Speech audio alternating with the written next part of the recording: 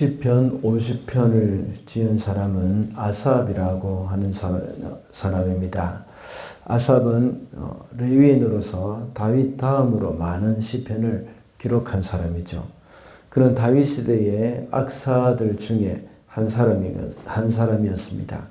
다윗과 솔로몬 시대의 성전 찬양단의 책임자로 활동을 했던 사람이죠. 아삽이 이렇게 많은 찬양을 지을 수 있었던 이유가 있습니다. 그것은 다윗의 장막 때문이었습니다. 모세가 지은 성막이 오랜 세월을 지나오면서 없어졌습니다. 그리고 이방인의 손에 있던 법궤를 되찾아왔을 때에는 다윗이 장막을 만들어서 거기에다가 법궤를 안치했습니다. 여기 하나님의 궤를 모셔두고 이제 레위인들이 온종일 하나님을 찬양했던 것입니다. 이때 다윗도 많은 시를 지었을 것입니다. 그리고 아삽도 역시 많은 찬양을 지었다고 볼 수 있습니다. 오늘 본문 내용은 형식적인 예배를 책망하면서 참된 예배가 무엇인지 교훈하는 지혜시에 해당이 됩니다. 아삽이 하루 종일 그 다윗의 장막에서 하나님을 찬양하고 예배하는 가운데서 어떻게 하는 것이 하나님 앞에 예배 드리는 참된 예배자로 설 수 있는 것인지를 그는 깨달았던 것입니다. 다윗은 하나님 앞에 참된 예배를 드린 사람이긴 했지만 그때 당시에도 많은 백성들 중에는 형식적인 예배를 드리는 사람들이 없지는 않았을 것입니다. 우리 시대에도 역시 참된 예배를 드리는 사람이 있는가 하면 형식적으로 그저 왔다 갔다 하는 그런 사람들도 있습니다. 오늘 본문 시편 50편은 예배를 드리는 사람들에게 귀한 교훈이 되는 말씀입니다.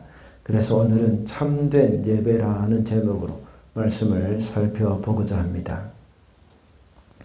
첫째로 하나님에 대한 바른 지식으로 드리는 예배가 바로 참된 예배가 됩니다. 6절 말씀입니다. 하늘이 주님의 공의를 선포함은 하나님 그분만이 재판장이시기 때문이다. 오늘 본문 1절부터 6절까지의 말씀은 세상을 공의로 다스리시는 하나님을 묘사하고 있습니다. 그래서 방금 읽은 6절의 말씀에서 하늘이 주님의 공의를 선포함은 하나님이 재판장이시기 때문이다 라고 고백을 합니다. 시인이 하나님께 대한 참된 예배를 드려야 함을 교훈하기 전에 그 서론으로 하나님이 어떤 분이신지를 밝히고 있는 것입니다. 그래서 마지막 부분에 가시는 이런 공의로우신 하나님 앞에 예배 드리는 자는 그 삶도 역시 어려운 삶을 살아야 한다는 것을 강조하고 있습니다. 우리가 하나님이 어떤 분이신지를 알 때에 하나님이 무엇을 원하시는지 잘 알게 됩니다. 그래서 하나님을 기쁘시게 해드릴 수 있고 또 그분이 기뻐하시는 예배가 어떤 것인지도 우리가 잘 알 수 있는 것입니다. 반대로 하나님이 어떤 분이신지 알지 못하는 사람은 이 하나님이 원하는 예배를 드리는 것이 아니라 자기가 좋아하는 예배를 하게 됩니다. 이것이 이방인들의 예배입니다. 그들은 자신들이 좋아하는 모습대로 우상을 만들어 놓고 자신들이 좋아하는 방식으로 거기서 이 제사를 지내는 겁니다. 사랑과의 관계에 있어서도 마찬가지죠. 서로 사랑하지만 상대방이 원하는 방식으로 사랑하는 것이 아니라 자기가 좋아하는 방식으로 사랑하게 된다면 결국은 그 사랑은 온전한 사랑이라고 할 수 없습니다. 이런 사랑은 최선을 다하면 다할수록 최악이 된다는 것이죠. 그래서 언젠가 말씀드린 적이 있듯이 사자와 소의 사랑 같은 그런 결과가 되는 것입니다. 결국은 나는 최선을 다했다고 하면서 참지 못하고 헤어지고 마는 것입니다. 그러나 하나님이 원하시는 예배는 하나님의 방법대로 드리는 것이 바로 하나님이 기뻐하시는 참된 예배입니다. 그러므로 우리는 하나님이 어떤 분이신지를 알 때에 참된 예배를 드릴 수가 있다는 것입니다. 둘째로 감사하는 마음으로 드리는 예배가 참된 예배입니다. 14절 말씀입니다. 감사 제사를 하나님께 드리며 너희의 소원한 것을 가장 높으신 분에게 갚아라. 감사 제사를 하나님께 드린다는 것은 형식적인 제사가 아니라 마음 중심으로 제사를 드린다는 것입니다. 감사하는 마음은 형식적이거나 인사치레로 말하는 감사가 아닙니다. 그 마음 중심에서 우러나오는 그 감사, 그것을 의미하는 겁니다. 물론 우리 마음속에 불평과 원망이 가득한 상황에서는 감사하는 말이 나올 수가 없는 것은 당연한 일입니다. 또한 좋은 일에 대한 감사는 당연한 행동일 수도 있습니다. 그러나 슬픔이 있거나 큰 고통 중에서도 마음 깊은 곳에서부터 흘러나오는 그 감사는 하나님에 대한 신뢰의 표현입니다. 이런 어렵고 힘든 고난 가운데서도 우리가 그 상황을 주관하시는 분이 하나님이시라는 사실을 믿고 하나님 앞에 신뢰하고 감사를 하는 것이죠. 그리고 당장은 어려움이 있지만 그것을 더욱더 아름답게 변화시켜 주실 것이라는 그 신뢰가 함께 포함이 되어 있는 것입니다. 그리고 그런 마음을 가지고 하나님께 나아가는 사람이 바로 참된 예배자가 될 수 있습니다. 인생 가운데서 기쁜 일조차 감사하지 않는 사람들이 참 많이 있습니다. 그러나 예배자인 성도는 기쁜 일뿐만 아니라 그런 고통스러운 일이나 어려운 일 가운데서도 감사함으로 하나님을 신뢰하는 삶이 되어야 하겠습니다. 그렇게 할 때에 하나님은 어떻게 하신다고 했습니까? 감사로 제사를 드리고 소원을 갚는 사람은 재난날에 하나님을 부를 때에 구하여 주실 것이라고 했습니다. 그리고 그것을 통하여 하나님께 영광을 돌리게 될 것이라고 했습니다. 이러한 삶의 증거가 바로 다윗이죠.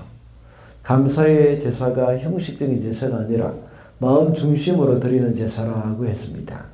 다윗은 비록 쫓겨다니는 삶을 살았지만 하나님을 향한 중심은 항상 정직했고 중심이 바른 그런 사람이었습니다. 하나님도 다윗을 향해서 내 마음에 합한 사람이라고 했습니다. 그런 다윗이 환난을 당할 때 그를 도와주셨고 그를 건져주셨습니다. 이것이 다윗의 평생 고백했던 그런 다윗의 고백이었다는 것을 우리는 잘 알 수 있습니다. 우리의 삶에서도 역시 다윗과 같이 참된 예배자로서 감사의 마음으로 하나님께 예배하는 사람들이 되어야 하겠습니다. 마지막으로 삶이 따르는 예배가 참된 예배입니다. 23절입니다. 감사하는 마음으로 제물을 바치는 사람이 나에게 영광을 돌리는 사람이니 올바른 길을 걷는 사람에게 내가 나의 구원을 보여주겠다. 감사하는 마음으로 제물을 바치는 그러한 행위, 그리고 또 올바른 길을 걷는 사람, 이런 것들은 다 이 삶으로 드러나는 그러한 모습입니다. 올바른 길을 걷는 사람이라는 말을 개역개정에서는 그의 행위를 옳게 하는 자라고 번역을 하고 있습니다. 우리의 예배가 삶으로 이어지고 삶이 하나님 앞에 드리는 예물이 될 때에 하나님이 가장 기뻐하시는 참된 예배가 된다는 것입니다. 삶으로 드리는 예배라는 말에 대해서 오해를 해가지고 이 주일 공예배를 소홀히 하는 사람들이 많습니다. 삶이 예배인데 무슨 굳이 가서 예배할 필요가 있겠나 하는 생각을 가지는 것이죠. 또한 주일 예배 드리는 그 예배만, 주일에 드리는 그 예배만 하고 삶은 아무렇게 사는 것도 역시 하나님이 기뻐하지 않는 그런 삶입니다. 우리가 삶 가운데서 당연히 거룩하게 살아가고 하나님의 사랑을 실천하는 것이 바로 삶으로 드리는 예배인 것이죠. 그런데 그렇게 하지 못할 때가 많고 삶 가운데 죄를 짓는 경우가 많기 때문에 우리는 매주일 주님 앞에 나와서 회개하고 말씀을 들으면서 다시 새 힘을 얻게 되는 것입니다. 그리고 주일날 하나님께 드리는 예배를 통해서 얻는 그 힘으로 또다시 세상에서 삶의 예배를 드릴 수가 있는 것입니다. 그러나 반대로 주일날 함께 모여서 예배를 드리는 일을 그 일은 철저히 지키면서도 삶 가운데 거룩하지 못하게 살거나 다른 사람들을 억울하게 하며 이기적인 삶을 살게 된다면 이것 또한 참된 예배자가 될 수가 없습니다.